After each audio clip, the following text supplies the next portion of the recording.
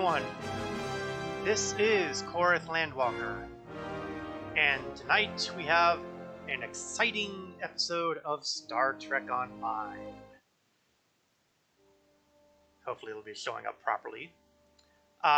Before we get rolling, something non-Star Trek related.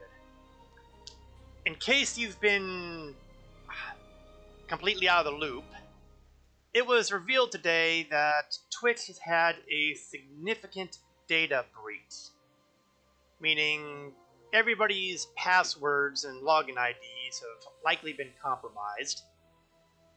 So I would encourage everybody to change your passwords now. Don't worry, I'll still be here, but change your passwords immediately. If you happen to be a streamer on Twitch, I also recommend that you change your stream key, because with all the hate raids that have been going on, I would imagine there is nothing more they would like to do than get access to your streaming channel and use your stream to promote whatever garbage they're throwing out that day. So, change your passwords, change your stream keys, and hopefully that should take care of any problems, at least in the short term. Okay, with that out of the way. Last week, we completed the career of Admiral Tellel. She finished up the Klingon Civil War. Yeah, hello, legend, who may or may not have committed me to teaching everyone Klingon. With my knowledge of Klingon, don't bet the farm on that one. And it's good that he brings up the Klingon, because we will be starting a new epic, a saga, if you will, featuring the Klingon Zidane. Brand spanking new. In fact, I've been holding on to this guy for several months. Why several months? Well, early this year, very early this year, the folks at Cryptic had a Klingon recruitment event. So I made this character who could participate. But I didn't want to do the content yet because I knew it would be a great follow-up for Tellel when I finally got done with her. Now, granted, it took a little longer than I expected to get here. These things happen. I just chose to make him a standard Klingon because, honestly, with all the dialogue going on, it was bad enough to have Federation of Romulan people speaking Klingon stuff, but I couldn't see an Orion or a Gorn or something like that, or, God forbid, a Nausicaan doing the whole honor and glory thing. No, it had to be a Klingon. And doesn't he just look completely badass? I'm rather proud of the way the guy came out here.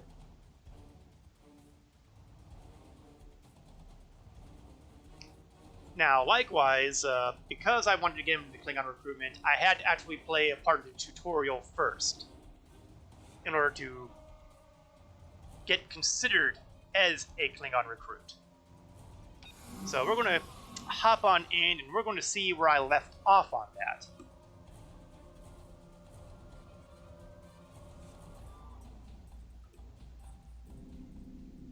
Now, when I did the opening rounds here, basically, to summarize where we started, I am the third in command of a Klingon bird of prey. The second in command is above me, and the captain is above her. And basically, I turned over my report from the third watch. Everything was hunky-dory, quiet, boring, everything that a Klingon hates. Tried out a new holodeck program that someone put together so we could, shoot some Starfleet people for giggles. At this stage in the game, the Klingons and the Federation are at war. That kind of informs a very large portion of the early game. As I was exiting the holodeck, however, I got a message on this console right here from some unknown Klingon who offered me clandestine assistance and warned me of the potential for a problem with my captain that I would become aware of soon enough. And in the process, I was given this, an encrypted Klingon receiver. Now what this does is it says right here, tracks my progress through the recruit system. Basically, I can thirst for battle, which will rank up my with levels and specialization points. I am being encouraged to get heavily involved in melee combat because, as we all know, Klingons love to chop things up, particularly people. In fact, I have a battle there that I probably should equip. Do I have that equipped? No, I have my fist equipped. That's just inconceivable. There we go. So it's encouraging that. Ambushes from a cloak, so when I'm cloaked in space, I get benefits for killing people after I damage them quickly. Endeavor missions, which will be further down the line. Specific foes, which have to be killed in vast, well, not necessarily vast quantities, specific people. No idea where that'll show up. Admiralty system and duty officer system, and looks like upgrades. Yeah, am I using that? No, not yet. Task force operations, not going to see a lot of that, and of course the Klingon episodes. So, with that in mind, now that I've completed my boring duty, why yes, that is a cape I've got in my back there. That's because I'm badass. I'm going to head over to the crew quarters. Incidentally, if you hate the color red, you're going to hate being on Klingon ships an awful lot. Because there's an awful lot of red.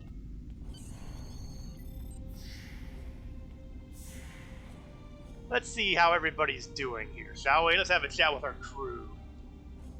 Our disruptors gather dust in the lockers here. We need to find battle, and soon. Any news from the bridge? Will we be preparing for battle soon? Yes, our people are definitely looking for a fight. Which, you know, you kind of expect from a Klingon.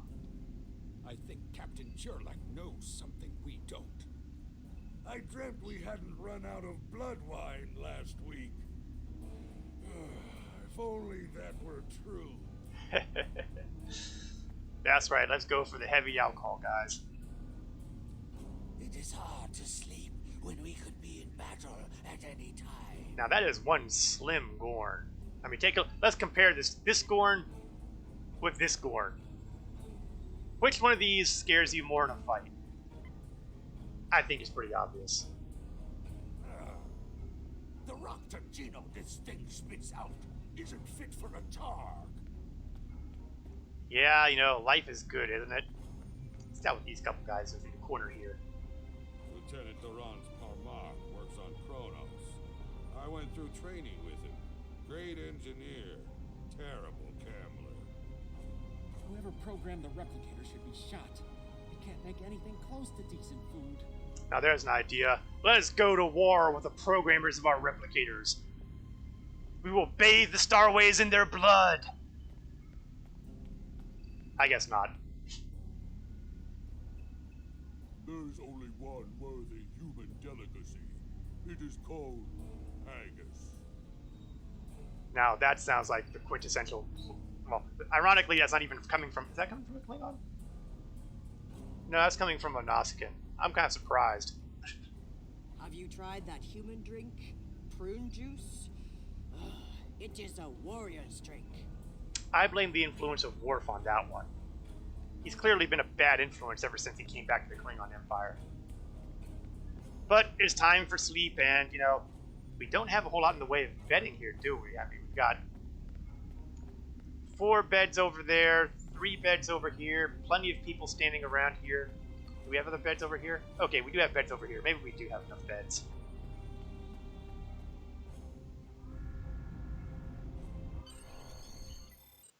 Sometime later.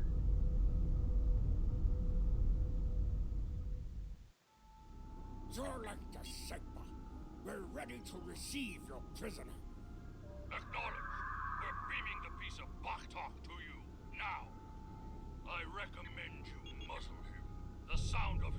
voices. Irritating. If he irritates me, I will feed him to my favorite Tarth, Peace Pie. Oh, that's bad. Hey, Shields! It's never good when a Galaxy-class cruiser comes around and picks on birds of prey. And we all die. The end. Time for a new character. Okay, maybe not. Patois, you're alive. This is First Officer Jarrod. We have sustained damage from a surprise attack. I need you to motivate the crew and get them back to their posts.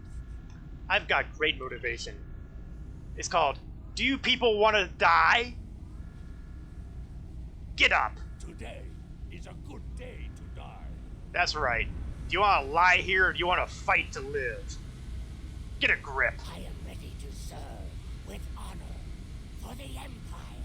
That's the spirit. Now get fixing things. I see that guy's dead. He's not going to get encouraged. Hey, you, on your feet. Can't you tell we're being shot at? With honor. Here is the situation. We took custody of a Federation prisoner from the IKS Segpa. Almost immediately after transport, a Starfleet cruiser showed up and attacked. We took some severe damage, but we were able to get our shields up before they could beam over. They've launched shuttles and have boarded the ships on the lower decks. And we'll have to face them. We'll have to fight them hand to hand. Our security teams are tied up all over the ship, so I need your help securing the lower deck. Grab a rifle from the armory locker and then make your way to the lower decks. I don't know how they were able to enter our shuttle bay, so check the bodies for anything that could give us a clue as to how they were able to board us. One or two of them might be carrying something useful. A rifle? A rifle? Oh, come now. We're gonna go and chop off limbs. But I suppose having a rifle probably wouldn't hurt as a backup.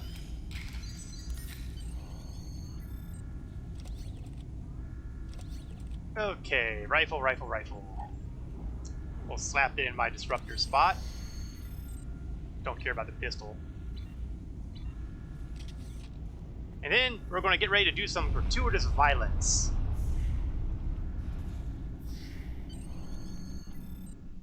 Those Federation parasites will pay for what they have done.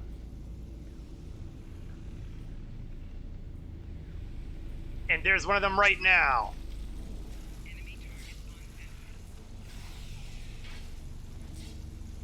Now the nice thing about melee weapons is they don't really care about personal shields. Although I'm kind of hard-pressed to tell you how they can disintegrate people. That's one of the weak points of the whole expose, exploit mechanic. You can actually disintegrate Federation people, well, anybody. And already I'm working my way to get those melee kills. Because as you recall, oh, and I've already got one melee kill. What will this do? Well, let's collect the reward now.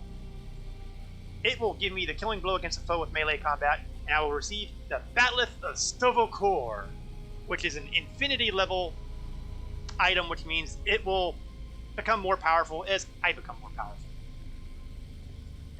So we are going to claim this bad boy, and we're going to replace the cheapo Bat'leth I'm using right now with it, because this one is cool. I'm assuming it's cool. It looks cool, so, you know. Oh, take a look at this baby. Is this a Bat'leth or is this a Bat'leth?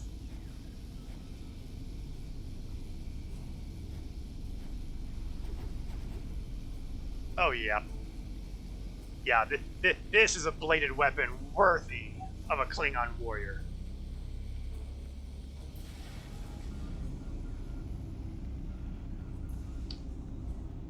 Now, Zidane, I believe, is a tactical captain, which doesn't really mean much right now, but it will become more relevant as we go along. You know, once I start getting kit abilities, captain abilities. Oh, there's another one. Prepare to perish, Starfleeter! Give my regards to Feckler.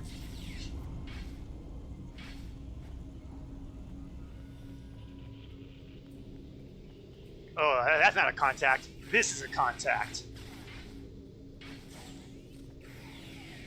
That's right. Run away with your phaser beam. You didn't need those body parts anyway. You know, the downside of this cape is it clips through my body like crazy. Maybe I will have to lose the cape. I hate to lose the cape, but you know, if it comes too troublesome. In any case, I have a Federation message to decode. Because I got, let's make use of it.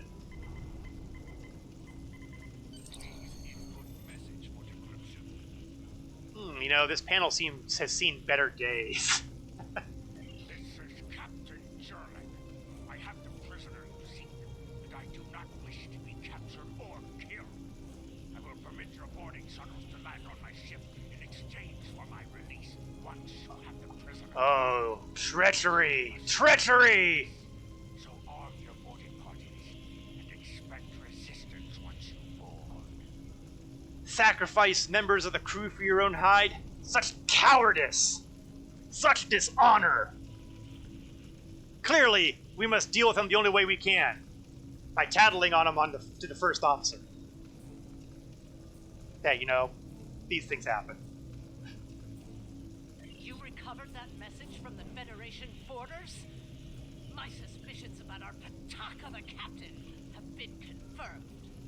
Seeing signs of Jarrod's cowardice and incompetence for months now. But finally, this is the proof I need to challenge him. I see that you are near the brig. I want you to talk to the Federation prisoner there. Find out why he is so valuable.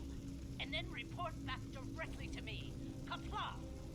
Well, so let's find out what's caused all this mess. I mean, this clearly must be a pretty important guy if they're sending a Galaxy-class cruiser to kick our butts in. Of course, we do still have a couple minor annoyances in here, so why don't we cut them down to size in a very literal manner. Oh, I just love that little noise he made. I guess I'm a horrible person, The prisoner is still here. but a good Klingon. His rescue attempt has failed. Good. Where is the prisoner? I would have words with him.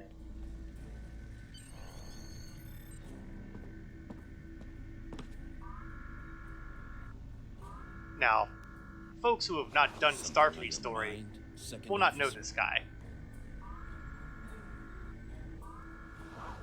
You do know your captain's a traitor, right? And now two of you know. That's a start. Tell me. 3 if you count does the Duran know secret about Jarrod's dishonor contact as of well? mine. Well then, I'm guessing you'll be first officer before too long. Can't imagine. Yeah, I love doing Klingon something promotion. like that slide. How do you know so much about our crew, Starfleet? It's my business to know things. If I were you, I'd check in with soon-to-be Captain Duran. She'll probably want to talk about your promotion. I think things didn't go well. Officer Jarrod is indisposed. Permanently. Report to the bridge at once. Unless you wish to join her in Stovacor. That's the problem. I was half right. Congratulations on your promotion, First Officer. The captain has dishonored himself. You are the next ranking officer. It is your right to challenge him to a duel, to the death. If you defeat him, the ship is yours. Go. You know what must be done. Now see, this feels like a more realistic path to taking command in the Starfleet one. You're a cadet on Starfleet, you're a cadet in the academy, you find yourself in command of a ship in almost no time as a lieutenant. And, you know, they have this whole rank structure and all that. Whereas the Klingons, it's pretty much straightforward. Kill everybody above you and you take over. Now, admittedly, you kind of have to have cause, but still. Keep an eye on this prisoner. I don't trust him any further than I can throw him. In the meantime, I'm gonna take care of that Pataka of a captain of ours.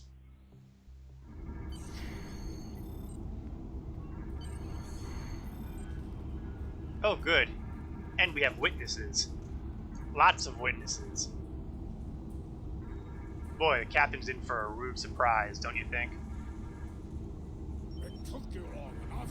Take your station. We have work to do if we are to survive. Well, what are you waiting for? The blessing of Kalis? Do as you're told, or I will find someone who will. Time for classic Klingon here. I am Jarrod. I now take my place as first officer. I serve the captain, but I stand for the crew. Oh, you stand for the crew, eh? You think you can kill me? He's really not helping his case. I command. Duran was a better warrior than you, and she now sings in Stovokon. You will fare no better, well. Think. We fight a war we cannot win. Not even Tokuzma could defeat the Federation. And they were far weaker then.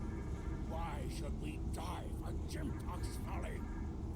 You coward. You love the Federation so much, let me compare you with something in the Federation. You're a weasel. Young fool!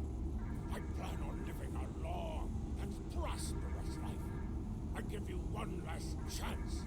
Stand down, or your corpse will be cooling on the deck next to Duran's.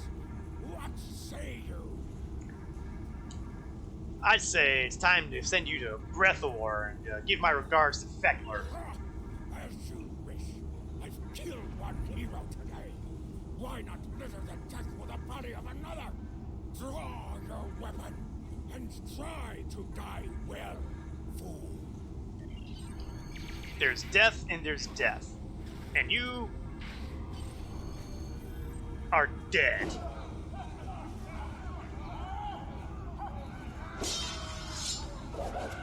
Now see, they've replaced my really cool battle in this cutscene with this cheapo version.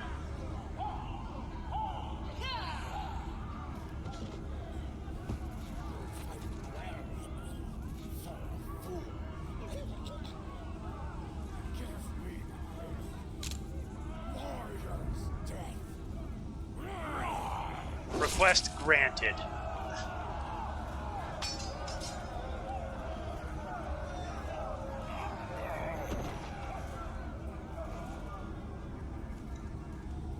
This ship is now mine. Well fought! An honorable victory! Under Imperial law, you are now the captain. I will enter the change of command into the record of battle. I am Kagan, son of Kerr. I now take my place as first officer. I serve the captain, but I stand for the crew. Excellent. How's the damage? Engines and shields are online, sir. Engineering expects to restore our weapons soon. The cloaking device may take a bit longer, however. As long as we're ready to fight, the cloaking device can take its time. Sooner would be better, however. Engines and shields are online, sir. Engineering expects to restore our weapons soon. The cloaking device may take a bit longer, however. Do you make a habit of repeating yourself, Kagan? See, this is not the first time we've run into weird doubling bugs, although I didn't expect to find one from Klingon to Klingon. I expected this for the Romulan characters, because, you know, you have the Romulan thing, and then they have the Starfleet thing, or the Romulan thing, the Klingon thing. But come on, man, this is the Klingons.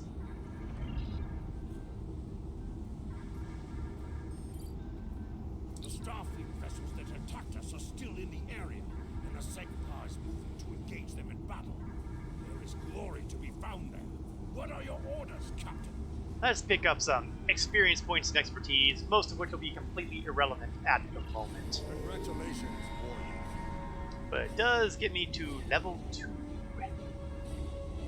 But now it's time to take my position as captain.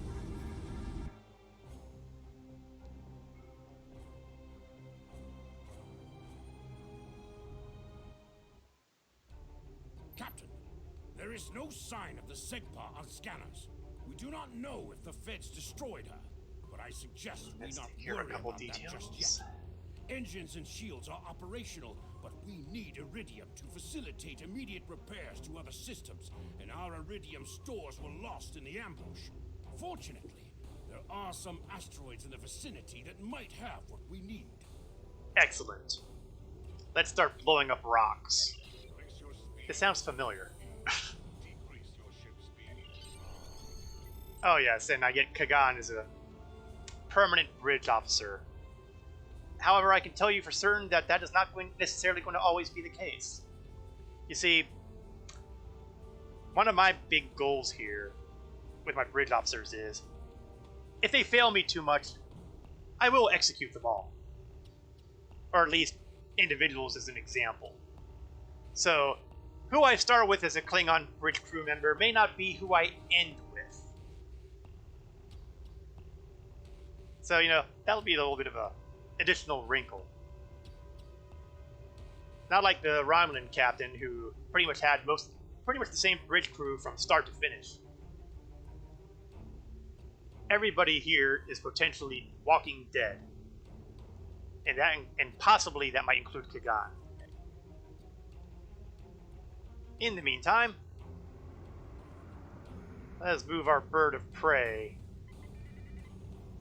Looks like I don't have access to full impulse yet, so I'm going to cheat and put full power to speed. Helm, full stop! Captain, I recommend we use the scanners to see if this contains any iridium. Well, let's find out. No iridium on the scanners, but that nearby asteroid field may have what we need.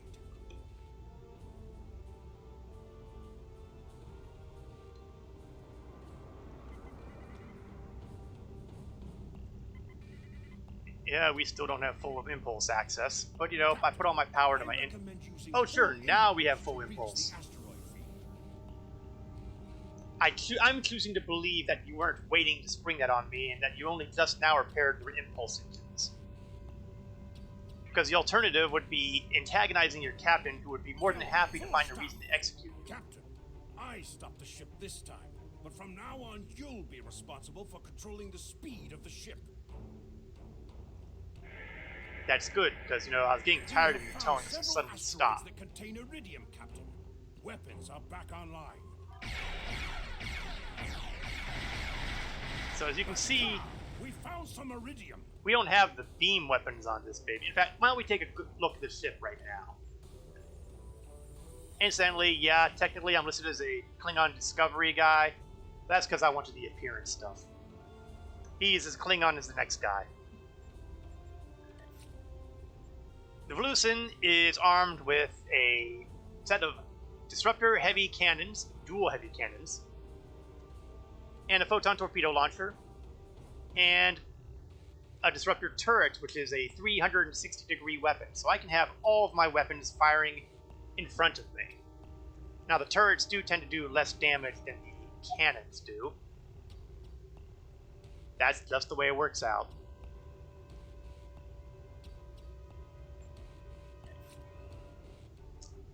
I have no traits aside from, well, okay, maybe I can't fit with,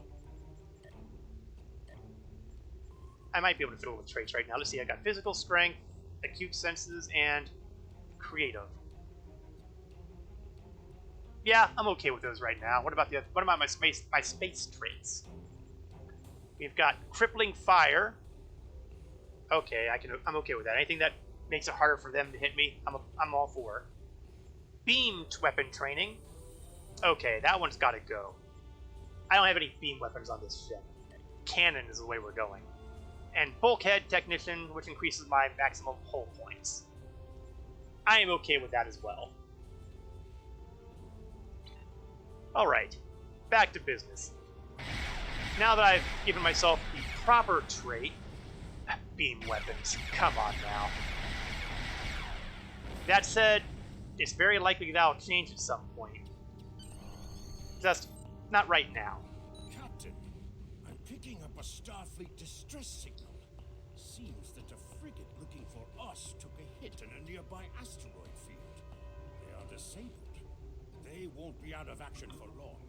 I suggest we put an end to their hunt while we can. What are your orders, Captain?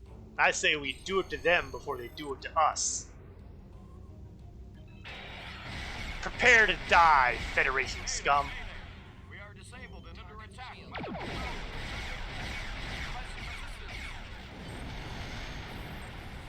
Oh, looks like that distress call got answered. Sir, a Federation repair team just did. I suggest we take them out as well. Well, they're gonna have to do a pretty good repair job on that ship.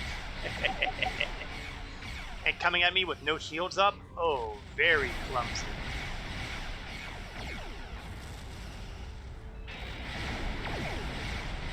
You boys won't last long. And they don't.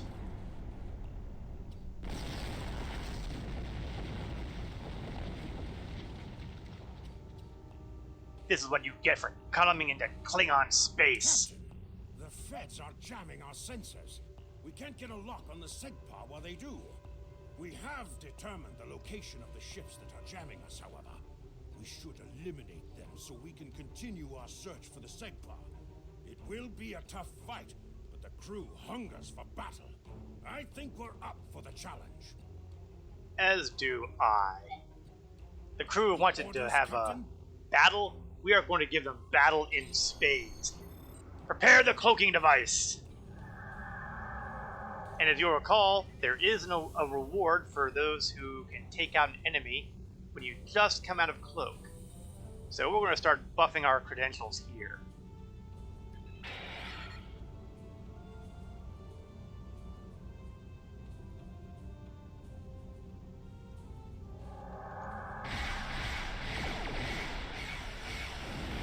One down.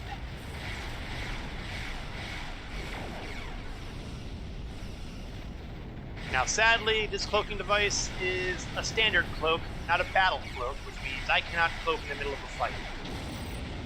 More's the pity. But you know what? I'll get by.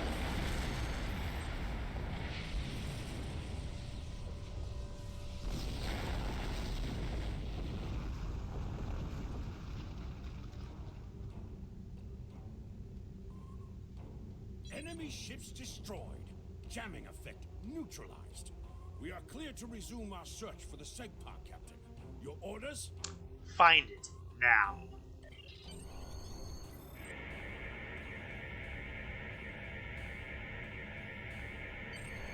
This is Captain Kagdar of the IKS SEGPA. Where is Captain Jarrod?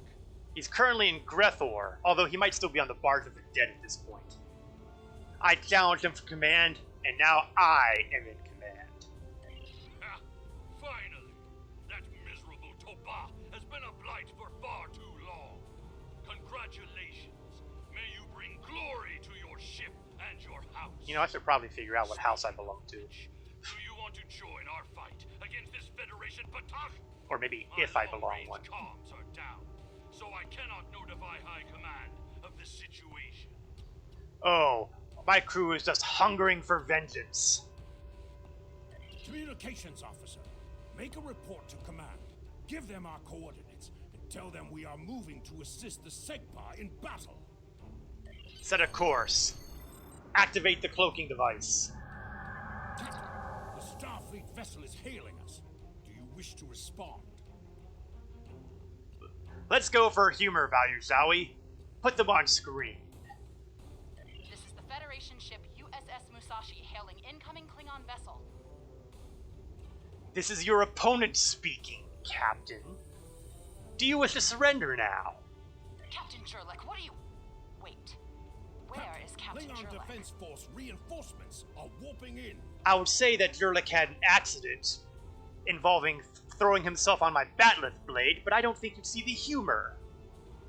I am in command. Well then, I assume you realize how outgunned you are? I'll cut you the same deal I had with Jarrod. Give us your prisoner, and we'll let you escape, and live to fight another day. Failure to comply means we'll disable your ship and take the prisoner by force. I will self-destruct the ship before I let one member of your crew set foot on it ever again. It looks like Starfleet wants a fight. Shall we give them one, Captain? Oh, definitely. You're making a huge mistake. Maybe so. But you made a bigger one by coming into Klingon space. And now, you will pay the price in blood.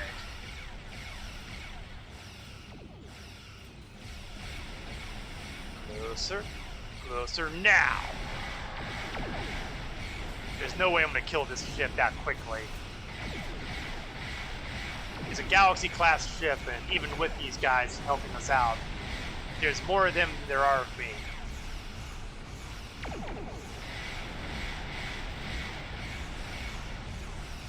Still, I take satisfaction in knowing that they will not be having any of their crew stepping foot on my ship ever again. Kapla!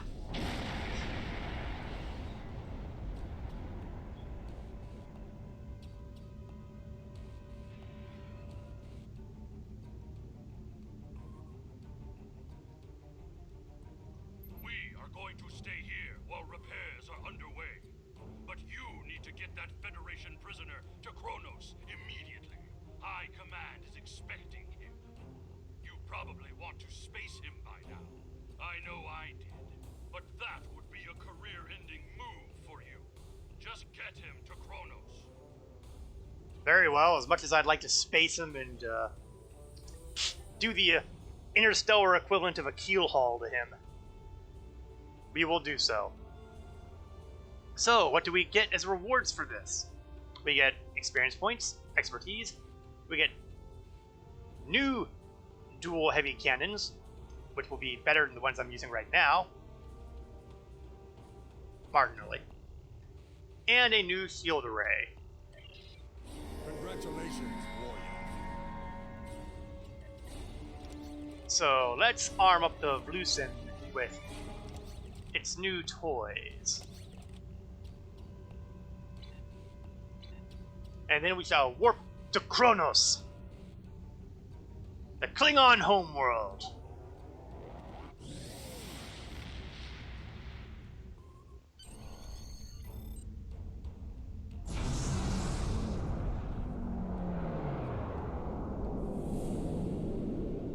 See? It even says so. Kronos, the Klingon homeworld. What did I just tell you? Let's hail the prison. So you're the one with my prisoner. Congratulations. We've captured him many times, but no one has ever actually gotten him as far as Kronos before he escaped. He's quite the prize. Beam him down directly to the prison here in First City, and we'll make arrangements for the prisoner transfer. Kronos prison facility out. So we have an escape artist on board. Has anybody ever considered chopping off his feet? That would make the escape a little rough, don't you think? Just an observation. Beam him down to the prison. Get him off my ship. Prisoner has been received. Let's beam down to the first city. The capital. The home of the High Chancellor. The seat of power of the Klingon Empire. The prisoner has been received and muzzled. Oh, good choice. Typical human, in love with the sound of his own voice. Oh, some stuffy bureaucrat tried to reach you here. Word about your promotion has traveled fast, it seems. I suggest you present yourself to the High Council and get the formalities out of the way. I am right there with you, Warden. Thankfully, since we're still kind of in a tutorial kind of thing, we have the nice big glowy arrows of pointing that will direct us to where we need to go. Before we do, though, let's take a look at our receiver here, because I might have, yes, I've gotten another reward for melee combat, and it's going to do something. Oh, this is going to improve my bat'leth, so it'll give me bonus damage against low health foes. So this is actually improving my deadly weapon.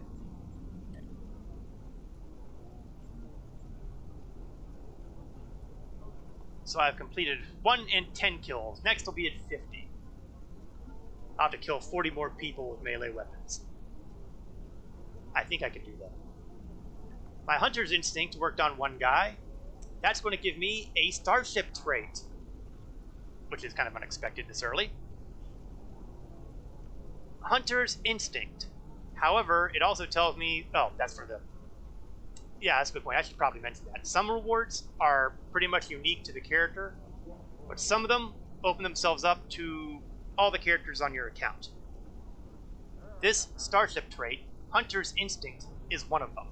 And you would do that by talking to the temporal agent who gives you access to all the account rewards you've gotten on other characters. At any rate, Hunter's Instinct will... Let's see, cloaking within a few seconds of destroying a foe placates nearby foes, which means they won't attack you in that period of time. Weapon damage that occurs after the cloaking reduces target damage resistance for several seconds. That's cool. I think that's going to be a very handy Starship trait. In fact, I think we'll do that now. Space trait. Oh wait, that's a Starship trait. Which means I can't actually use it until I'm level 50.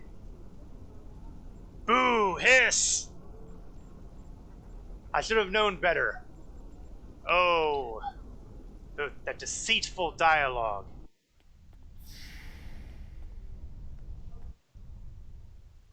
And we've got all sorts of stuff going on over here. We're going to ignore them all, though, because my goal is to report to the High Council, and apparently to the Chancellor Zimpak. We all know what'll come of him someday, thanks to last week, but now we are back in 2409, and his doom is a couple years ahead. There he is, the hero that brought us a Federation prisoner, the warrior who saved the Segpa, the rightful heir of a starship by right of personal combat. You have done well to start your career. I will be keeping an eye on you and your progress. It is my honor, Chancellor. Now, before you go flying off to find your adventure, there is the matter of your duties as a captain in the Klingon Defense Force. First off, there is the matter of Lieutenant Doran's husband, her Parmach. It is your duty to inform him of her death, as you are now her superior officer, even in death. I'll do so immediately. We will find Chagrin, Doran's Parmach, working at the exchange. So this is kind of a clever little method of giving you the tour of First City by having you do this duty, this responsibility. It's pretty well done, really. And hey, who's this guy over here? That's right, folks. For those who aren't aware, as of 2409, Worf is full-time with the Klingon Empire, and he's kind of become an elder statesman of sorts.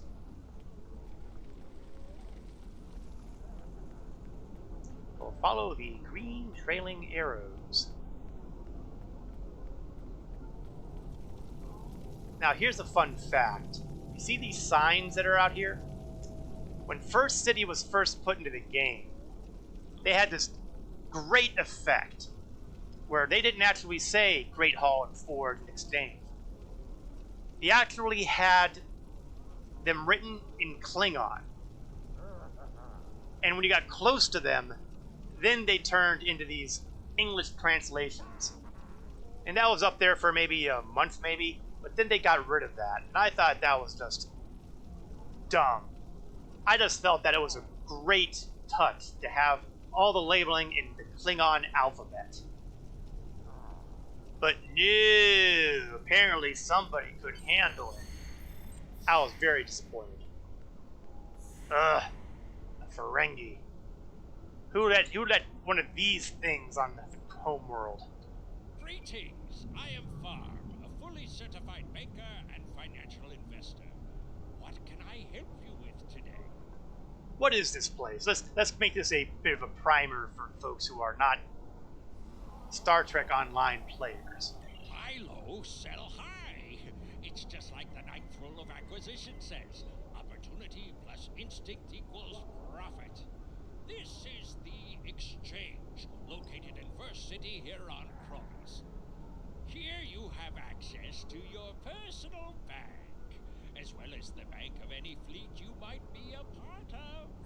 In addition, there are exchange terminals located throughout, where you Thought can that buy Polygon's and hated sell Ferengi? items from other captains. Well, you know, like I'm guessing yourself. that if this guy stays in here and isn't too annoying, I guess we can tolerate them. I mean, not all Ferengi are created equal. After all, as we learned last week, one of the greatest generals in the Klingon Empire had great respect for a Ferengi cadet, or he was a cadet at the time, who faced down a couple Klingon warriors, which took a lot of guts. That was the Cadet Nog back in DS9, incidentally. So, while Ferengi in general are... I can't think of anything that's really appropriate to say on the screen for these guys. But, you know, as long as they stay out of the way and inoffensive, we can tolerate them. So, where's Tigran? Jarrod.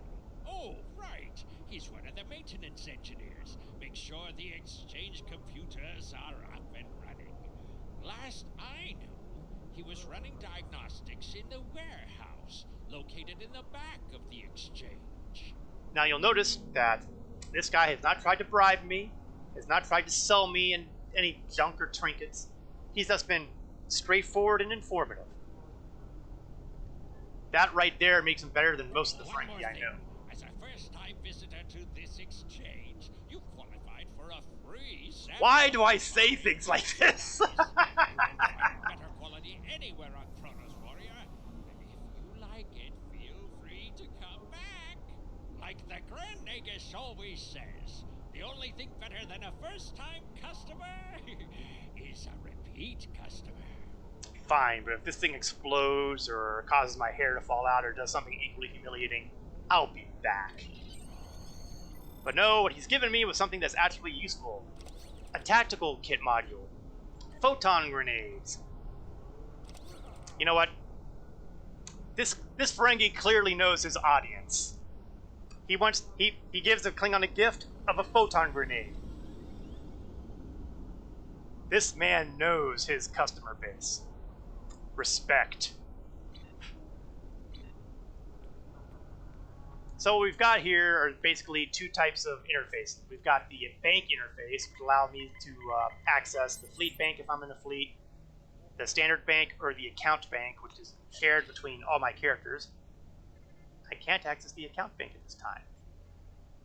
That's interesting. Maybe I have to be a certain level. Sometimes that happens. The other type of terminals here are the exchange terminals. And these are the equivalent of the auction houses in most MMOs. So if I wanted to, I could purchase bridge officers,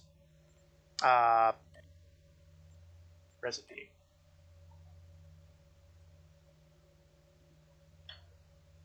No idea what that's talking about. Personal equipment, ship consoles, equipment, lockbox keys, about which the less said the better. Lockboxes, again, the less said the better. What can I say? I have a personal hatred of those things. You can buy duty officers.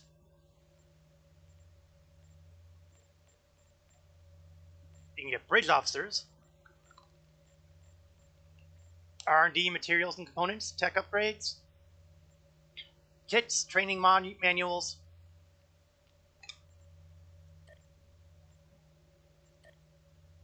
and some of the stuff here tend to be a little pricey.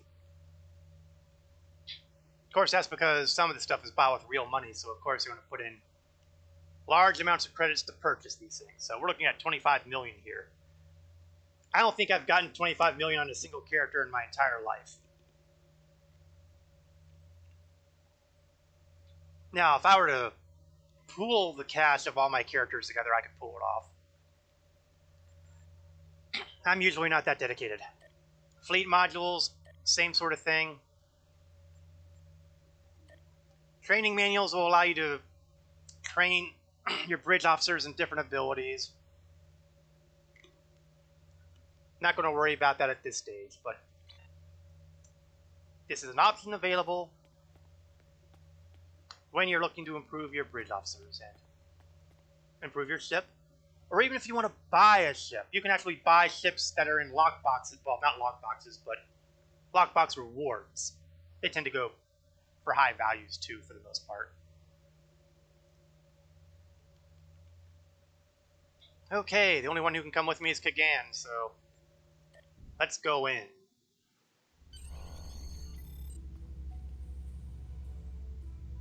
Well, either Chagrin has already heard the news, or something else is going on.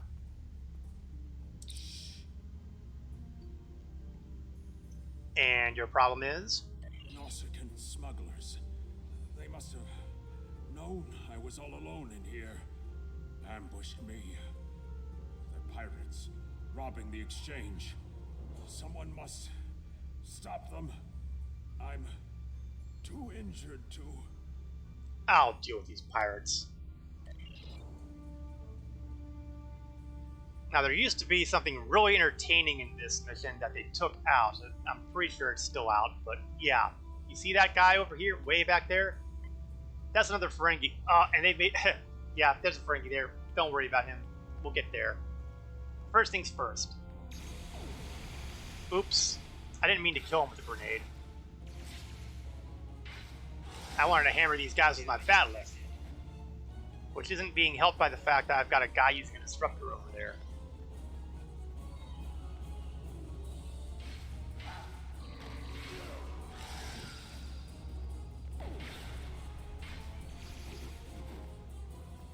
Now, once upon a time, this Ferengi would run around screaming his head off repeatedly, being annoying.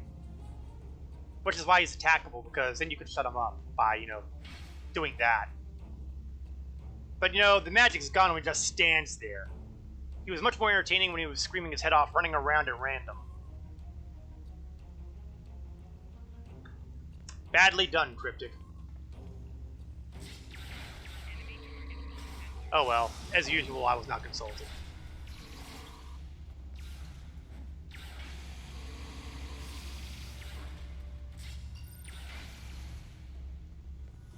One to go. Oh, nope, make that two. I was so focused on the guy in front of me that I missed the guy over to the side here.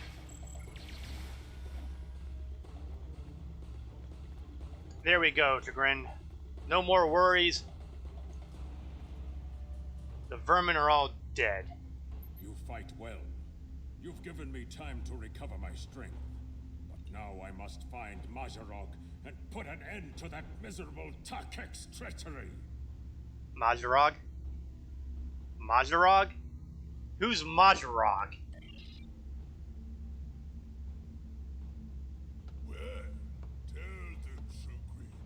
Who am I? Jarrod! You're nothing but a smuggling yinta! No. Wrong as always. I'm the one who's going to kill you.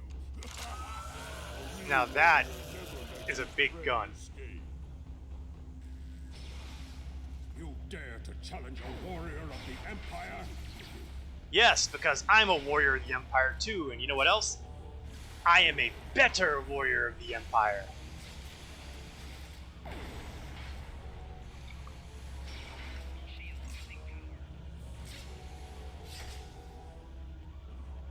Oh, two can play that game. Oh, oh no, I'm gonna get robbed of my kill because of this whole effect.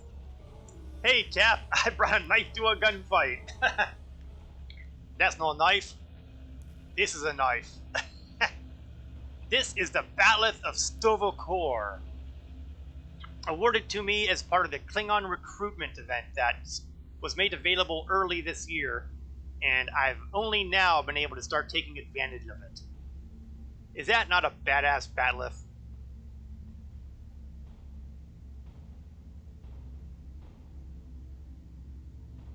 Just love looking at that thing. Okay, now, while this was entertaining, Chagrin, I do have some bad news for you. Your wife was kind of, well, she's in Stovokor now because our scumbag of a captain murdered her. Although she did go out fighting, so, there's that. I understand. She was a true warrior. Tell me, exactly how did she die?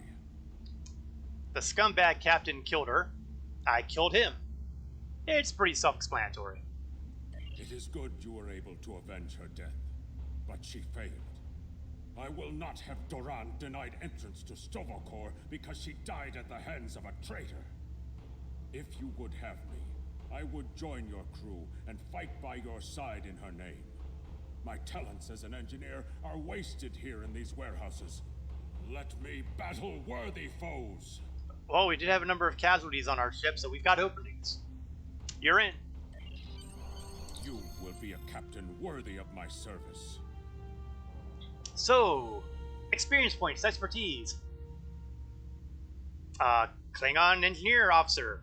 I wonder who he is. Oh yeah, Chagrin. Plus dilithium and some armor. Congratulations, Lieutenant.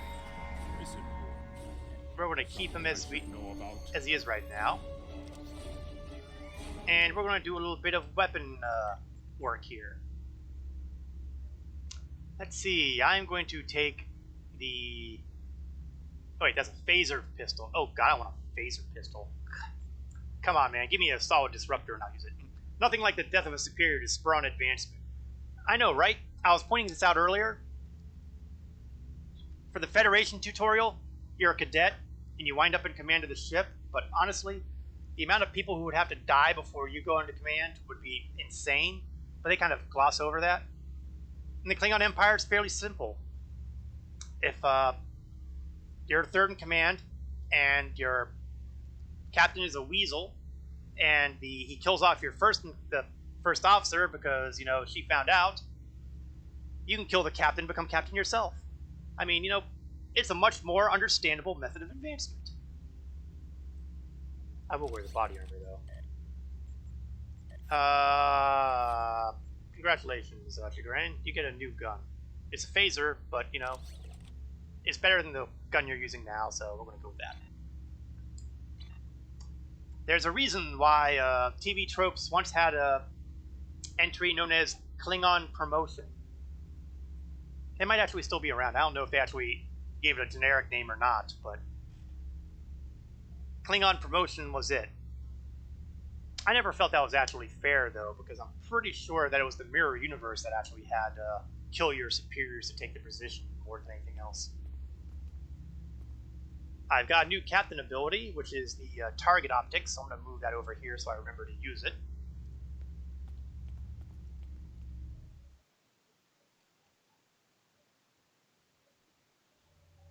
That prisoner you dropped off escaped with the help of two accomplices.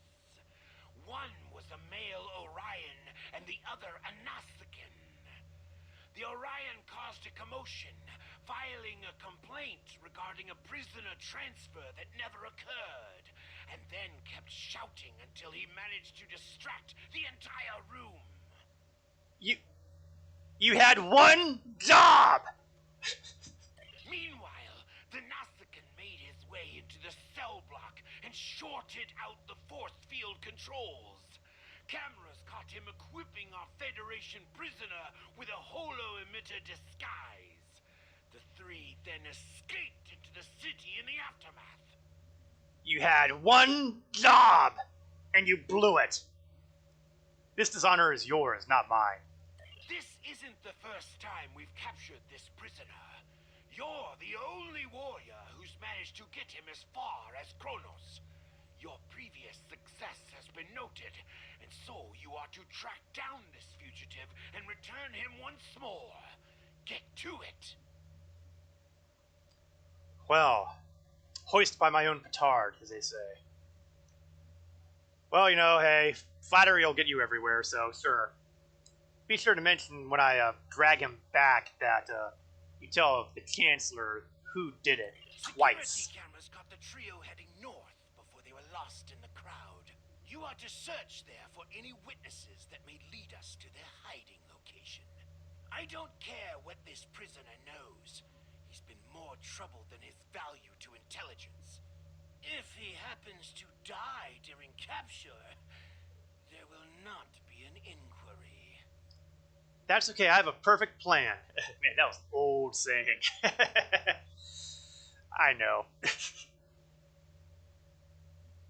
And as for dying during capture, oh, I'm not going to kill him.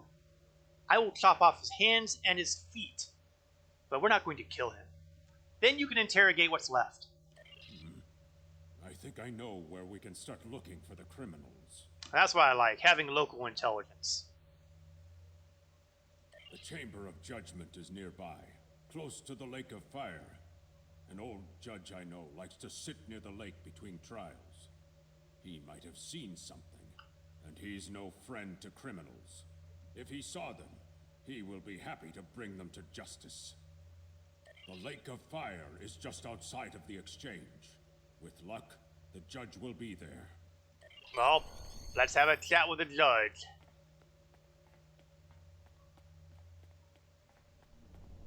You didn't happen to see any... Oh, he wouldn't, because, you know, he wasn't by the prison.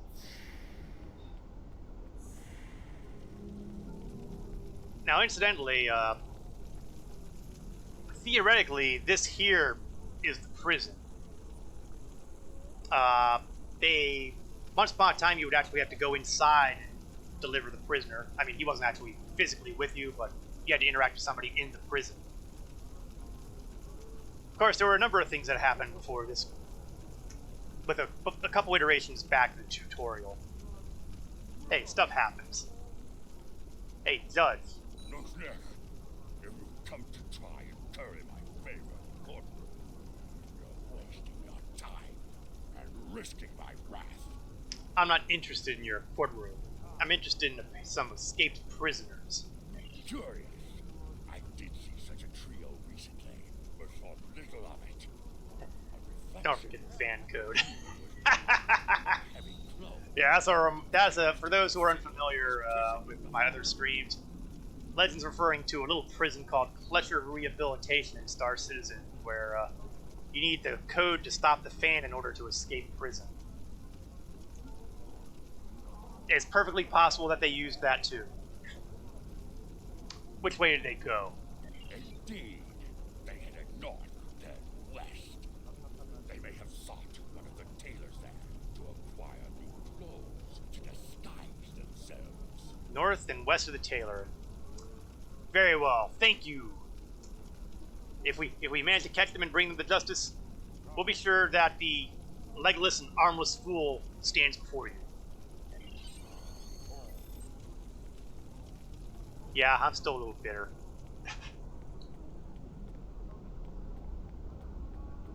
Luckily, we have these glowing green arrows that will be more than happy to point us the way. Courtyard and down the stairs to the tailor. I would never have guessed by this, glowing green line. Ah, yeah. On a somewhat more serious note, one of the things that they've done in the game is have these memorials for the actors who have passed on, who have been fairly significant to Star Trek. So, Aaron Eisenberg, for example, who played Nog, DeForest Kelley, who did Dr. McCoy, Leonard Nimoy, of course, as Spock, and Gene Roddenberry, who brought us Star Trek in the first place, and several others. And if you interact with it, it not only gives you the big names, but also has a list of just about everybody who's passed on who's had apparently any involvement with Star Trek. So, it's a nice touch.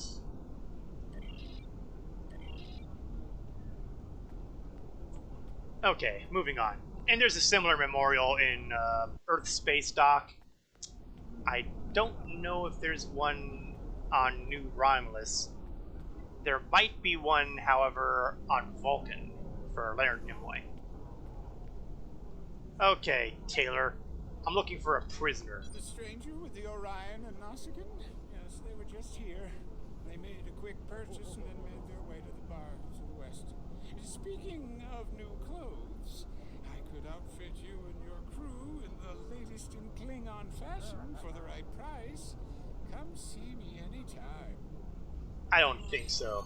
I look badass enough as it is. I don't need additional fiddling with my look. I mean, take a look. Does this not scream badass warrior?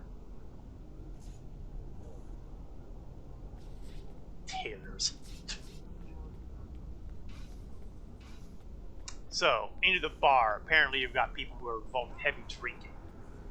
Because clearly when you're escaping prison, the first place you want to go is to the bars and get a drink.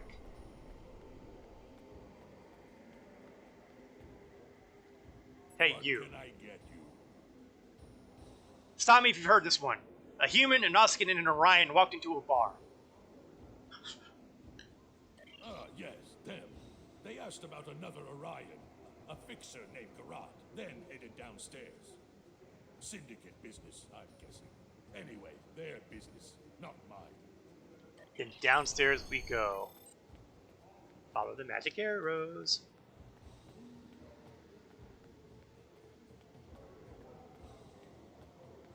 Down, down, down, down. And that must be Jarrod. A stranger, an Orion, and a Nausicaa. Reminds me of a joke I heard. Hey, I just made that joke. Thank you. Perhaps this isn't the time for such things. You know, I did see such a group. They went into the back rooms, right over there, behind those doors. Always happy to help warriors of the Empire with anything they might need. Good hunting. It's always good to have help from the citizens of First City. And now it's time to deliver some beatings. And now I've got Tigrin to help me out as well.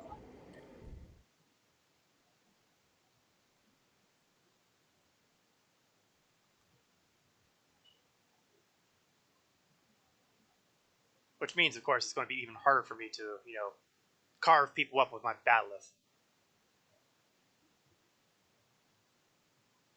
Oh well. We're at the very beginning of my career. I'll have plenty of time to rack up melee kills. Plenty of time.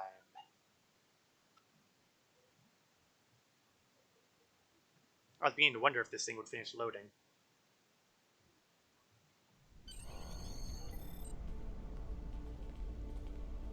Now, if I were a Federation scumbag, where would I be? That is a suspiciously new console for an old building. It is, isn't it? Let me fiddle with it. And since my engineering talent is almost nothing, it basically involves hitting on the panel until it works. Oh, look. It's No, those aren't Federation people. Those are Klingon traitors. Oh, okay, that is just intolerable.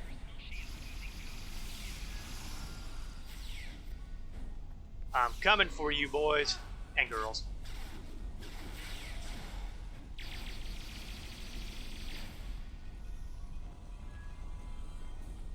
So far, so good.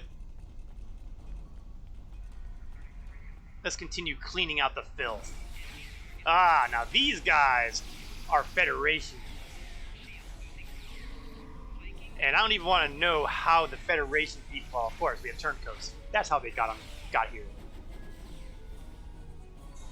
Oh, you're already dead. Oh, more spies over here. Let's finish the job. Kill Steel.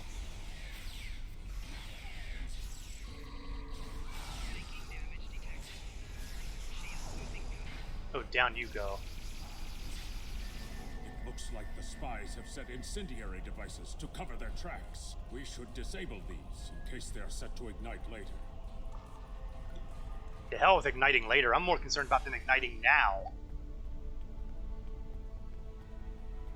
Last thing I want is to be at ground zero when these things go off.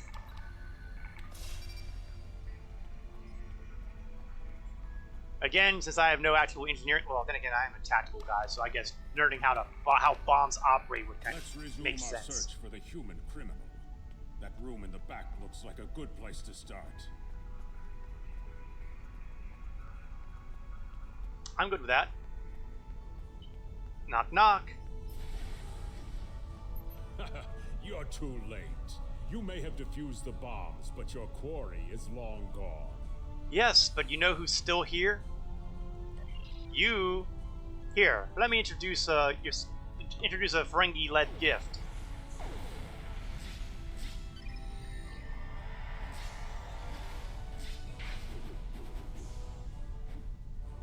Oh. And a grenade launcher. Let's get rid of that too. Alright, spy. I guess you know what's coming next.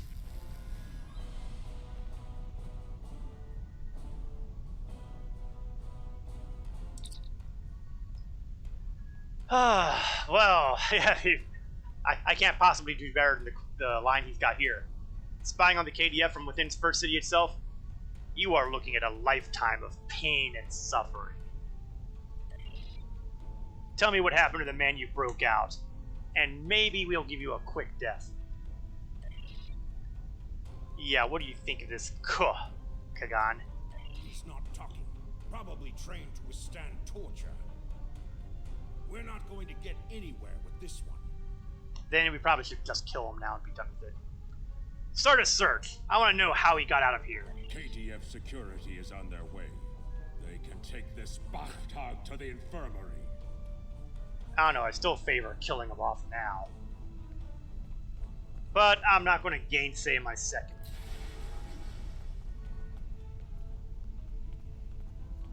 Ah, what? Ah! I shouldn't have lingered. He was right there. Ah! Let's trace where he went. According to the logs, the last transport was to the shipyard in orbit above Kronos. If we don't hurry, our prisoner could easily secure passage out of the system. I recommend we go to the shipyard at once. I am right there. Let's do it. But of course, instead of doing the smart thing, like using the transporter that's right there, to beam to the shipyard, Captain. I'm choosing to believe that that transporter was a one-use item, because otherwise this would be stupid. Alright, so, into First City again.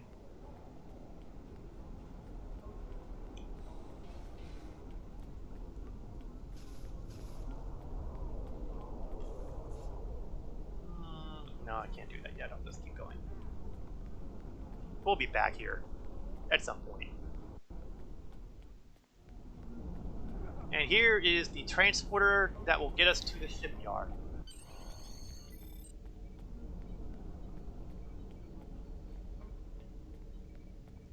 Talk to Transporter Chief. Beam me to the shipyard, now.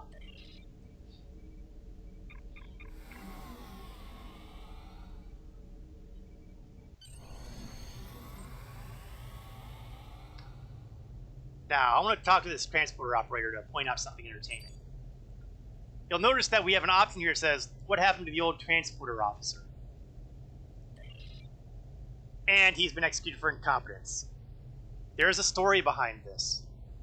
Years and years and years ago, like when First City first rolled around, there was a bug in the game.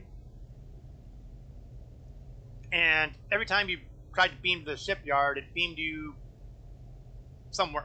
Well, actually, you were at the shipyard. Every time you tried to beam out of here, it beamed you to the wrong place. So eventually they fixed that bug, and they replaced that transporter officer with this transporter officer with this dialogue. So the transporter bug was explained by an incompetent transporter officer. Back in the days, they had some really entertaining stuff happen. Somewhere along the line, you'll hear about a large area being a planet or something being cloaked all the time. That also was involved with a bug, but I can't remember where it is. It's been years. It was kind of one of those color conversations around here.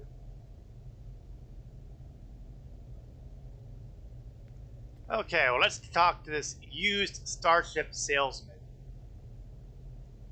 That's right, there's no escape. Even in the future, there's no escape from used vehicle salesmen. You interested in buying a slightly used ship? Did a human buy a used ship lately? Oh, yes, just minutes ago. I sold him a shuttle. He seemed in a rush to leave. Didn't think anything of it. I assume he's wanted by the KDF? You idiot! Yes! Yes, he is! Lucky for you, I kept a copy of the transponder code of the shuttle he just bought. And I will give it to you at no charge. There's the one smart thing you've done today. In fact, since you're going after such a dangerous fugitive, let me throw in this technical manual. The spec should help your tactical officer to be able to eke some better performance out of your ship. Just to show you which side I'm on. Kapla! And glory to the Empire, right? Clearly you have a well-honed survival instinct. I admire that. Captain, we found the transponder signal. Standing by to beam you aboard and begin pursuit. Now you'll notice here that I have an option to customize my ship with the ship tailor. I will not be doing that, however, for reasons that will become apparent next week. Yes, I have plans. I always have plans. Let's see, I can train my bridge officer in a new skill, so what I'm going to do is I'm going to open up my inventory. I've got a couple of training manuals that have been given to me. And with this is how you use them. You'll see that your expertise is listed, and it shows a cost to learn a new ability. Now, for an engineer, I can only train them in engineering stuff. Tactical, can only learn tactical stuff. And they can effectively learn all of these skills, but you can only have 4 of each active at a time. And they have to be at the proper level. For example, this one here is the training manual for emergency powered weapons. A very Klingon kind of thing to learn. And because I have it in my inventory, it says it right here that I can learn emergency powered weapons. And if I wanted to, I could basically go in here and swap that out, and he'd be able to use that in space instead of the engineering team. The problem is, I think the engineering team is a better fit for me right now because hull repair is always a plus. Now let's go to Kagan. Kagan's got something he can learn too. We've got here a manual for torpedo spreads. Right now I've got high yield torpedo, which basically fires multiple torpedoes at a single target. This will fire multiple torpedoes at a spread out group of targets. So we're going to learn that. For now, I'm keeping the high yield available. But the time may come where I might want to have someone who has the ability to do torpedo spreads on a different seat than Kagan. That's the hope. We'll see how it shakes out. So we're going to beam to the ship. We're not going to do the Taylor thing because, again, future plans. And those future plans take effect next week. But they involve something else I've been wanting to do for quite a long time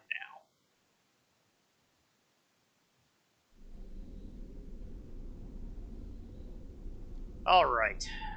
We're up in space. Let's contact the warden and let him know that the prisoner has managed to get off-world. I'm disappointed he was able to get off Kronos, but not surprised. He's a slippery one. Do what you need to do to bring him back.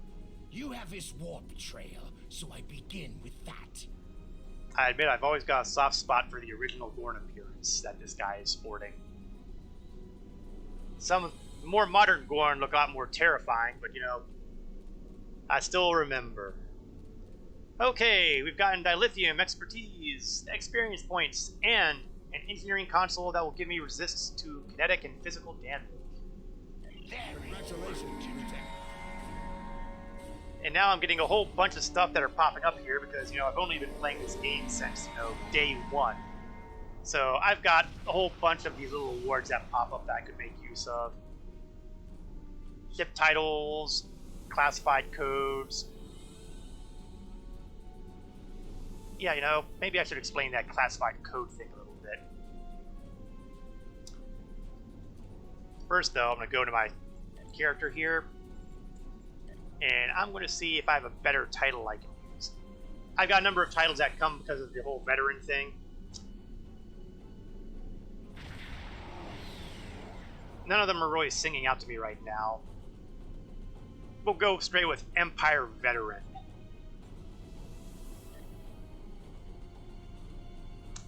Well, there we go. Now, you'll notice I've also got the ability to purchase skills at this point. So, I've gotten some skill points. Let's start making use of them. Energy weapon training is going to be the way to go here. And for ground, come on, he's a Klingon. You know I'm going to go with weapon proficiency, right? And I can train guys in using a grenade type. Oh, decisions. Debuff or damage, debuff or damage. Come on, we're Klingons. So what this means is I can train someone to use the Photon Grenade 3 thing if I have the ability to create their manual, which I will not yet because the R&D system isn't up yet. Gotta level up first. While we're on the subject, let's take a look at our Klingon recorder and see if I've gotten anything else since, Nope. We're still doing our thing. Okay, fair enough. Now, before we leave here, I was getting ready to say something about those classified codes. They involve this little object over here. Let's get a little closer, shall we? With my pitifully slow impulse engines.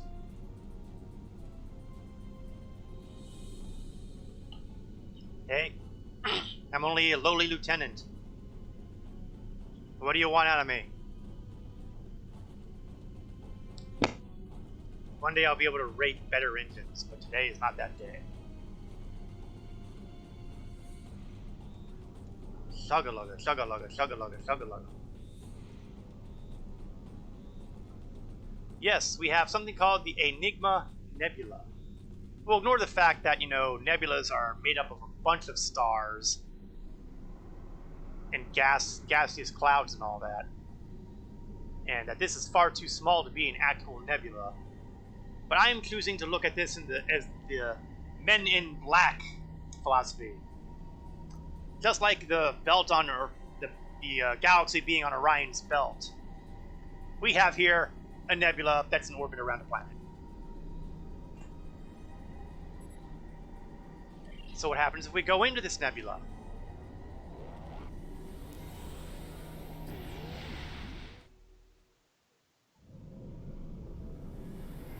We enter this odd realm of space with this structure. And this structure actually has a tie-in with the Star Trek novels from way back when. Let's get on board first.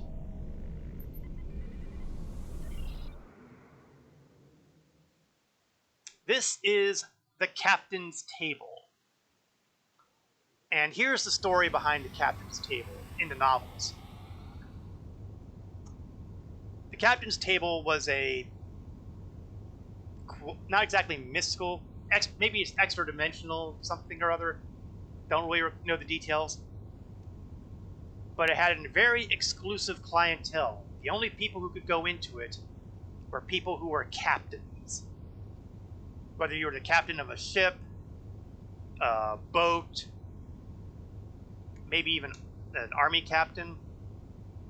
It didn't matter. What mattered was you were a captain, someone who was in charge of a group of people who followed you, and you had to carry the burden of command. And this was a place you could come that would ease that burden. And the kicker here is, you only really noticed it, no matter where you happen to be on some world, as a captain. And the conceit behind it for the novel series was, in order for you to order drinks, you had to tell your fellow captains a story. And that was basically the whole conceit behind the novels that were written. that basically the captain's table was the framing device for a story told by a captain to other captains. Now, granted, this was they made it a little different than this. It was more like an actual old-time kind of bar. And making things even more interesting was this concierge here, who would occasionally, yeah, I've heard that captains from the past have visited the captain's table. The past, the future, you'll find that time doesn't have much meaning here. And once upon a time, you would be able to talk to the concierge, and they would give you hints as to future episodes. Unfortunately, that stopped with the DS9 feature episode series way back when, so that didn't last. So, you know, that was a nice touch. That would have been nice. Now, here's the thing about the captain's table. Originally, the only people who could come in here were people who had lifetime subscriptions to Star Trek Online. Later on, they opened it up to everybody who got the maximum veterans reward, which was, I think, 1,000 days. I'm not sure where things stand now, since, you know, the game has gone free to play and you can't subscribe anymore. Then you have to buy packages. But I'm sure there's a rationale behind it. And, you know, it's a nice bit of fluff here. I mean, here you can buy drinks from Cap, who is the bartender and presumed individual who runs the captain's table in the books. Let's see. Let's go the other way first. And you'll see folks in here who are interesting. For example, look, it's Admiral Quinn. Apparently, somewhere along the line, he was a captain who got let in. Let's see, do we have any other luminaries? Leonard James Akar. He actually has well, he's got kind of 2 steps of history. Yeah, did you hear Cap? Yes, you did hear Cap. Not to be confused with you, Cap. It would be him, Cap.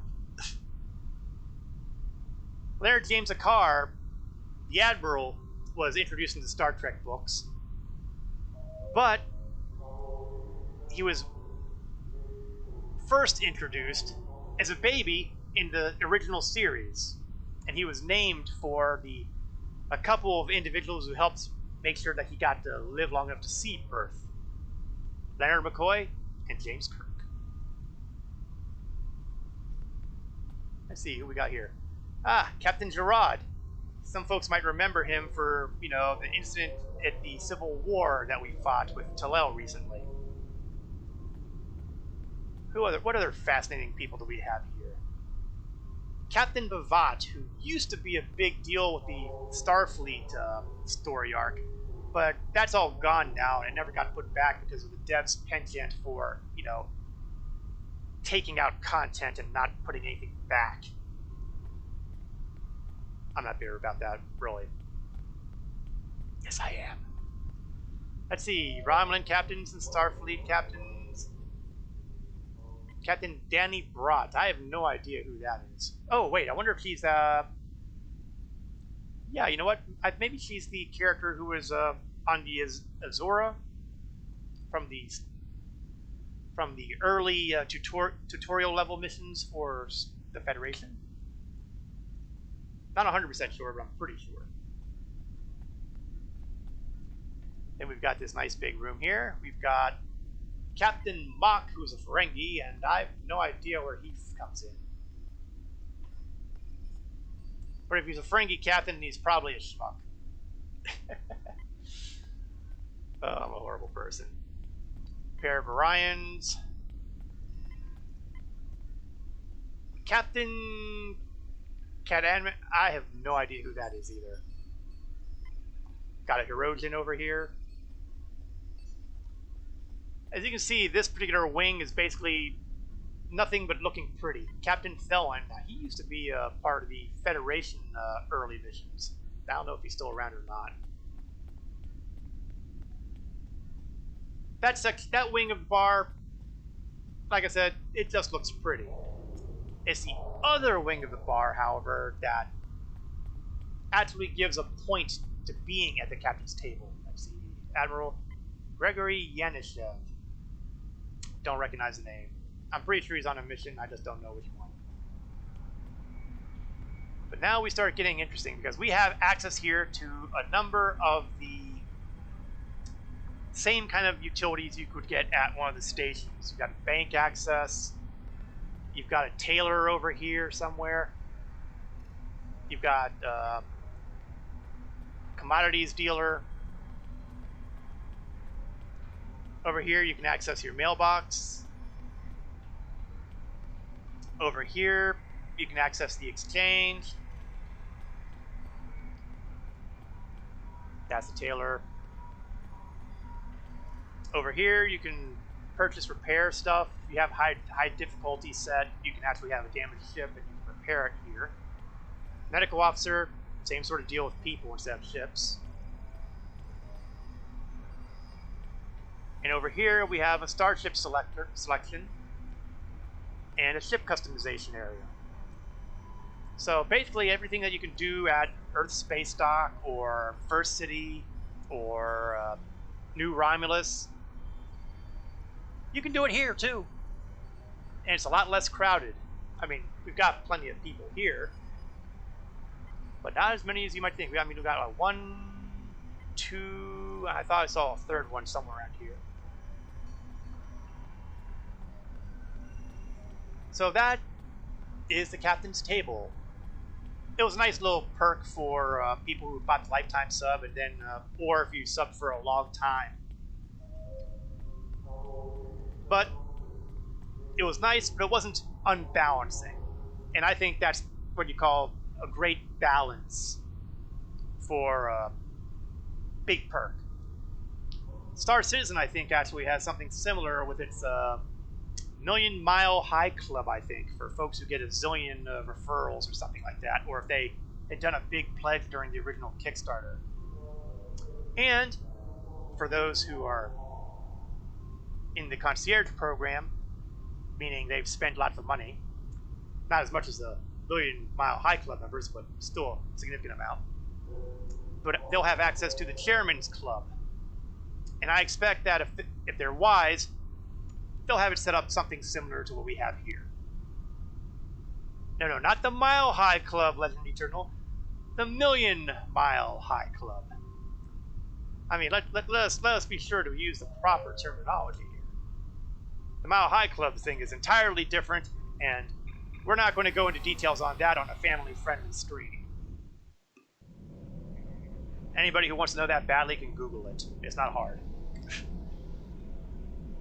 Okay, we've seen the captain's table. We kind of lingered here. I thought it was worth showing off. That was a lot more fun. Yes, you are probably right.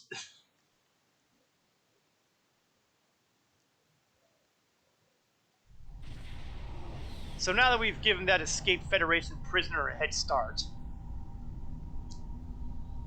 let's go to sector space and begin our pursuit. Where has that swine gone? From the heart of Kronos to the frozen wastes of Rurapenthe, Klingons have built an empire that values strength, honor, and skill in combat. To be Klingon is to be a warrior. Fight well, live with honor, die with a blade in your hand. If you can do these things, you will live forever in the stories and songs of the Empire.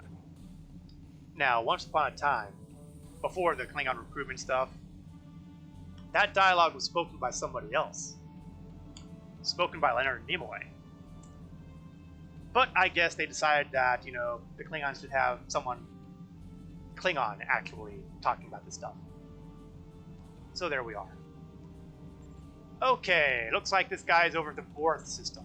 And the Borth system is a pretty long way away, so we're going to do the magic transport and cut down the time as opposed to sitting on the stream waiting for me to cross huge amounts of sector space. On the front lines of the Klingon Federation war, See? brave captains from both sides battle to defend their homes and gain advantages for their faction.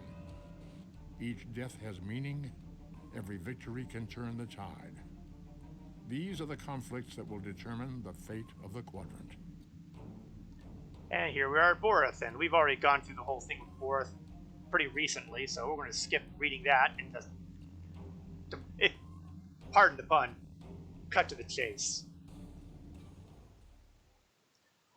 I know, I'm bad.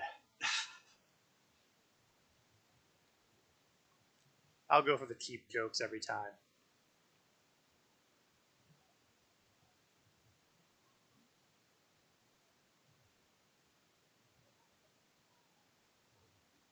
So we are loading.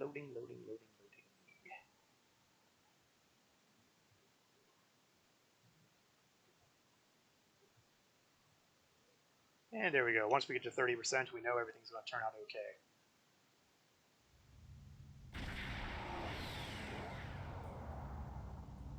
Captain, the warp trail ends here. What are your orders? Scan every inch of this system until we find them. I don't want him to know we're here until he's got the disruptors up his tailpipe. Captain, we've begun the scans. We'll start at a range of 5 kilocams and work our way out from there. The sooner the better. Captain, I recommend modifying the navigational beacons in this system to amplify our efforts in locating the prisoner. Now, you know, one thing that I think is worth mentioning while I'm on my way there is something interesting about the birds of prey. Because the birds of prey are raiders, and specifically Klingon raiders, each and every one of these bridge officer seats are universal stations. Meaning, you can staff them with all tactical officers, all engineering officers, all science officers, or any combination you can imagine for those seats. And that pattern continues with all the various Klingon birds of prey. Which is pretty flexible, really.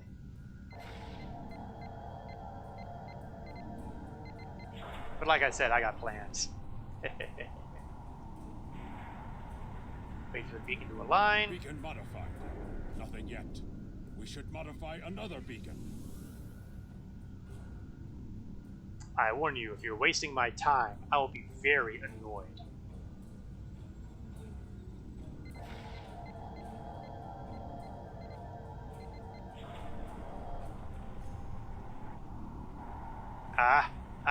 Did I see that on my screen somewhere? Got him. Establishing a communication link now. Hail him. You? I am impressed. I thought Doran was the right choice for command, but apparently even I can be wrong. The KDF will do well with you in their ranks. You have the tenacity of a rabid targ. Yeah, flattery will get you nowhere. Yes, that's the exact opposite of what I told the warden. I never claimed to be consistent. We have a nice little prison that's longing for an occupant. As much as I might deserve to rot in a Klingon jail cell and be interrogated to within an inch of my life on a daily basis, I have unfinished business. It's time I was going. I will follow you all the way to Starfleet Command if I have to. I don't doubt that you would. However, I always have an escape plan. I've planted a tiny subroutine in all Starfleet computers. If any vessel arrives in the Boreth system, their sensors will pick up distress beacons from dozens of destroyed Starfleet starships. In addition, when we started this conversation, I sent out a few false maydays from these phantom vessels. Ships are already responding. Who is this guy? You've proven yourself to be a skilled warrior already, so I'm sure you know that Kalis said it was acceptable to lose a battle to save an empire, or a ship. I suggest you leave before Starfleet arrives. You know, it occurs to me that I have Kagan listed with the multiple torpedoes as opposed to the high yield ones. I must have locked it in by accident. Given what we're learning now, maybe I should have that set. But Chagrin, I want the engineering team active. I have a feeling we're going to need a lot of repairs soon. Captain, we're being hailed by one of the Starfleet vessels. Put him on screen. Klingon bird of prey, power down your weapons and shields, and prepare to be boarded. The day that Starfleet boards my ship again has not arrived, and it never will. Our sensors are detecting several Federation distress beacons in this area. This trap is obviously your handiwork. Surrender now, or we will be forced to open fire. Now, you know, either of these choices are pretty good, but this one is the more fun one. Since you're such a smart Vulcan, why don't you recheck your sensors, you imbecile? The beacons are as plain as curious. They are no longer transmitting. Engineering, run a level 3 diagnostic on the sensors. You've been faked out, you moron. I extend my apologies. We did not intend to violate Klingon space. We will be leaving now, if you will allow it. No. I'm afraid you have made a fatal error by coming to Klingon space. Your history. Let's cloak up first, because, you know, I want to try to get those cloaked kills if I can. Yeah, there was never any chance I was going to let him get away, but I wanted to toy with him a bit first. Yes, you could call me a horrible human being, but I'm not human, am I? I'm a Klingon warrior. Accordingly, these ships are toast. Uncloak and fire! Oh yeah! That's gotta be a stealth kill right there. This guy won't be a stealth kill, that's okay. He's not gonna be around much longer anyway. That one might be a little tougher. We are here on a rescue operation. Too late! We've already blown up 2 of your ships. Of course, you probably came because you got suckered like the Vulcan did, because you people are idiots. Federation fools. You enter our space and pretend like you're the lords of all. You're about to learn a terrible lesson. Although it will be a most satisfying one. For me.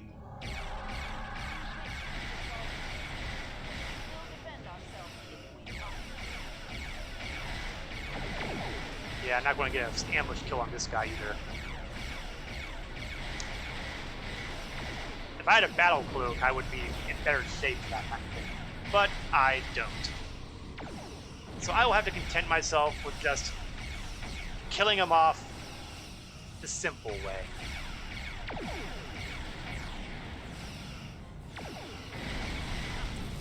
another contact on the scanners. How many ships did Starfleet have in our sector?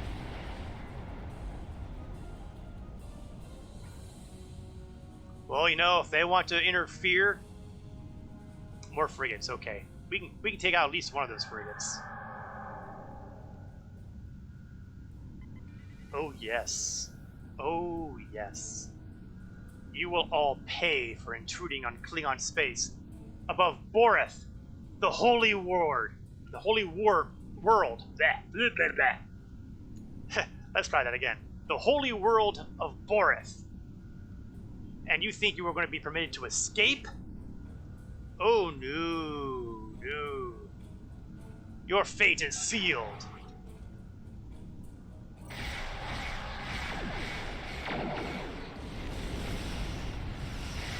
And that's likely another ambush kill. Excellent. I wonder if I've gotten 5 now. I'm not entirely sure because I haven't been keeping very good count.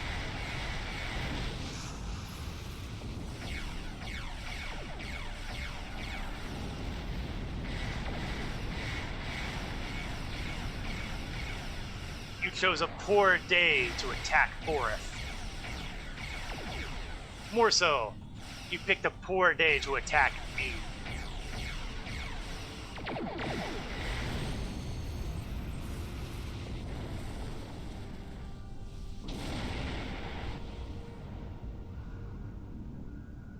We're ready to leave the system on your command.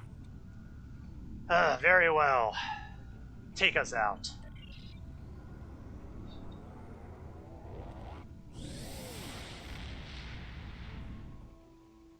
I am angry that that son of a Targ has escaped. Again. I guess we have to contact someone and let them know where things stand. It is unfortunate that the prisoner has eluded your search. That said, you did uncover a Federation spy nest in the heart of First City. We've deciphered their infiltration techniques and are cracking down on their spy network within the Empire. One of my prison guards was impressed with your tenacity and asked to be reassigned to your crew. You would be wise to accept it. Ooh, subtle hint. So, what do we get? XP, expertise, dilithium ore, shields, a warp core, and the aforementioned Gorn Science Officer. Congratulations, Lieutenant. That's right, because when you think of Gorn, you think of science. At some point, we'll fiddle around with his appearance and all that, but not right now. Let's see. So let's purchase our skills, shall we? We're going to grab another one of those energy weapon training, so, you know, more pew-pew coming in the future. The science officer skills, he's got tractor beam to play with. That's kind of okay. And looks like his skills are going to be primarily doctor-related. Yeah. Just imagine having big hulking Gorn performing surgery on you. Yeah, the mind boggles, doesn't it? But now we have a little bit of a question mark. I think that we are going to probably call this one early tonight, because I'm pretty sure the next episode is a little bit longer than I'd prefer it to be, and we've had some pretty long streams lately for Star Trek Online that have gone well over that. Perhaps we'll just kind of have a balance here and continue the manhunt next week. Now, before we start wrapping things up, I do want to remind folks who came in late here that Twitch had a bit of a data breach announced today. So, if you have a Twitch account, change your passwords. If you're a streamer, change your stream key. Do it now, because this stuff is out there. You do not want someone playing around with your stuff. Let's put it that way. On Saturday, ordinarily I would be streaming Star Citizen, but things have gotten a little interesting because, you see, the folks at CIG will be streaming their Citizen Con on Saturday. So instead of doing my usual gameplay work on Star Citizen, I may be one of a bunch of streamers who will instead be streaming a section of CitizenCon, and I will have my scintillating commentary happening during that stream.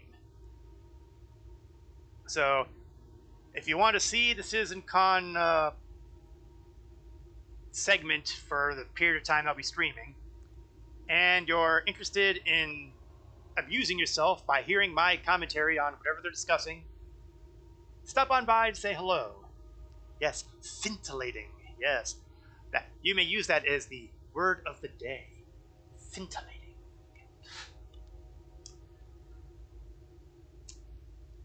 Also, I will be streaming Star Trek Online next week.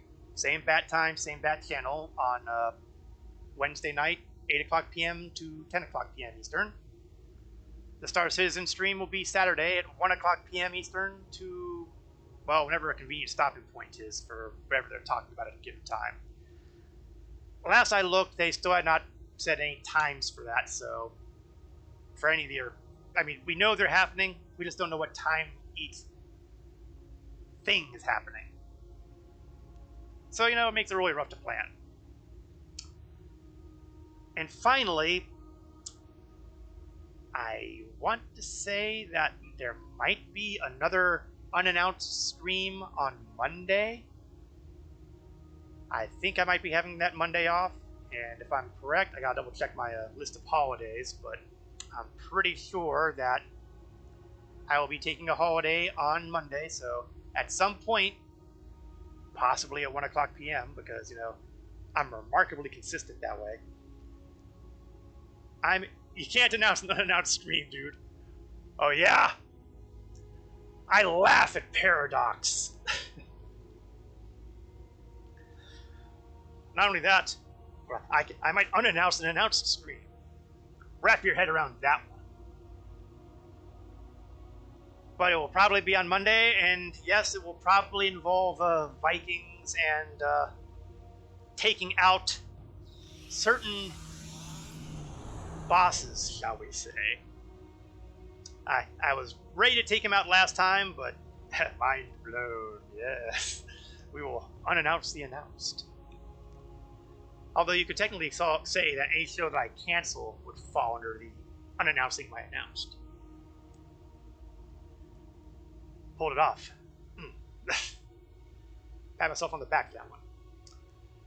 But last time I did the Valheim stream, I was ready to take on the next boss, but I didn't quite do it because, dang it, I wanted to make sure people were there to appreciate it. So that will be job number 1 on Monday afternoon. You heard it here first. Thank you all very much for watching, whether you were watching it live or you're catching it video on demand on Twitch or YouTube.